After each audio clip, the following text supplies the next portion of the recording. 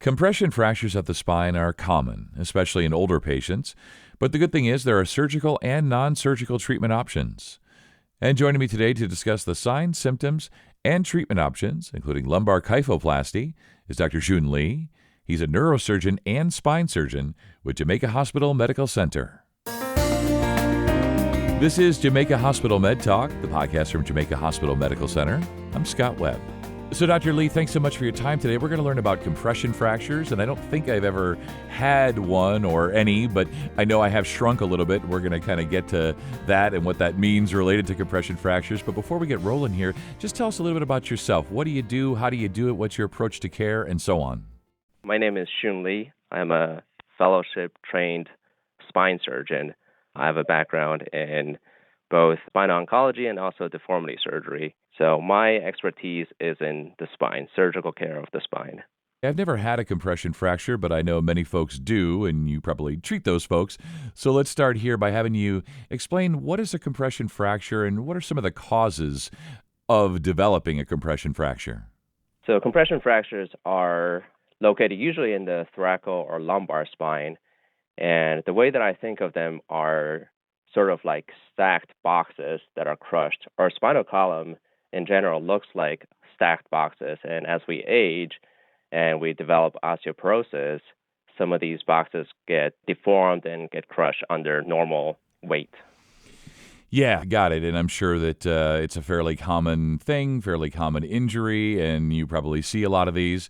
So are there certain groups that are more likely to suffer compression fractures? How common are they? They tend to affect the elderly, usually in postmenopausal women. As their bones get weaker, they suffer these compression fractures, and they usually require only very minor trauma to occur. Some of my patients, they come in, they say, oh, I just sat down too hard and had this severe pain in my back. Or some say, oh, yeah, I woke up in the morning and twisted the wrong way, and all of a sudden I had this severe back pain that developed. So in general, in the elderly population, it's not uncommon. It's also the reason why you see some people get shorter with time as they get older. It's mostly due to compression fractures. Yeah, I've often wondered, it seems like back in the day, Grandma and Grandpa seemed to be getting shorter, and we would all sort of, Right. have a laugh, not at their expense, but it just seemed like they just kept getting smaller and smaller. So good to understand at least a sense of how that's happening. So what are some of the traditional ways that doctors have treated compression fractures, and what are some of the issues that these different options might cause people to have to think about? Traditionally, the only treatment options were bed rest and oral analgesics like Tylenol, ibuprofen, and in severe cases, maybe narcotics. But again, we try to avoid narcotics, and especially the elderly, because they're more prone to falls. But nowadays, more recently, we have a new procedure called kyphoplasty, where it's same-day outpatient procedure where the patient comes in the morning, they get anesthetized. Usually, they're awake. It's sort of like getting a colonoscopy. You don't need a tube to help you breathe. You're semi-awake. You're put on the interventional radiology suite table where a needle is placed into the compression fracture, and we reinforce that particular segment with cement. So there are two goals of this procedure. Number one is to reinforce the compression fracture. So it's as if, the box that I described earlier is reinforced, so it restores some of the height, but at the same time, the cement actually helps with pain control as well. So patients, this is like a 45-minute to an hour procedure. Patients wake up and they usually go home the same day, and immediately post-procedurally, they feel relief from their pain. Yeah, feel relief and may feel a bit taller, which I'm sure they appreciate. And just wondering, Yeah. what's the recovery time like? Yeah, so they go home the same day, and they usually see me once or twice, the following month or so, just to make sure everything went fine. They usually get an X-ray at the follow-up visit just to make sure there was adequate height restoration.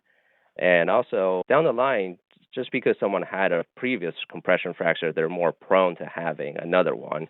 So I like to, see them on a regular basis just to monitor that to see if further fractures occur or not. Yeah, obviously, once you've had compression fractures, you may be more prone, let's say, to, having them again, even if you've done the kyphoplasty, the repair. So what have you found the results to be compared to medications and braces? Do you find that kyphoplasty is really going to be the gold standard if it isn't already? Is it permanent? Do you need to go back in later? Maybe take us through that. I truly believe that kyphoplasty offers a better treatment option than the traditional way of bed rest and pain medication.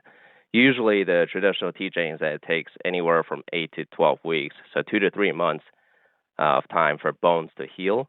So if you just let the body heal itself, which is possible, but you'll be suffering for 2 to 3 months. Whereas, with this procedure, people usually get significant relief from pain, and they go about their, daily lives the next day. That's awesome. So virtually, no recovery time, perhaps get a little taller, they get rid of the pain. I mean, it seems like a no-brainer, really. Seems like kyphoplasty really, if it's not already, it should be the gold standard. So how does someone become a candidate, right? When we think about kyphoplasty and Jamaica Hospital, what makes someone a good candidate for this? Yeah, someone who had a recent compression fracture, so more acutely, they're better candidates because as we let the compression fracture sit, it chronicizes, and the bones start to heal itself, and at that point, it's much harder to restore the height of the bone. As long as they're within, maybe 2 to 4 weeks from when they first started developing symptoms, that's a good time to perform this procedure. That's awesome. Well, it's been great to learn more about this today. Any final thoughts and takeaways when you think about compression fractures, how you can help folks, and the benefits of kyphoplasty? Yeah, I think this is one of those procedures where it's been around for a few years, but not advertised or not discussed more often. And I think this is a great option for people who have compression fractures. And people often think, just because they had a fracture, which is a big, scary word, in their spine, and they need quote unquote spine surgery, people tend to shy away from visiting a spine surgeon. But that's not always the case. Nowadays, we have a lot of options in terms of treating pain, discomfort, weakness in the legs, etc. So this is what I call a minimally invasive way to treat a very common problem and with very good outcomes. Yeah, that's awesome to hear. There are some buzzwords, doctor, in medicine that we all want to hear. Minimally invasive, certainly. Mm-hmm. Sometimes if robots are involved, even better. But minimally invasive, fast recovery time, smaller scars, all that good stuff. So really great to learn more about kyphoplasty today. Thanks so much for your time. You stay well.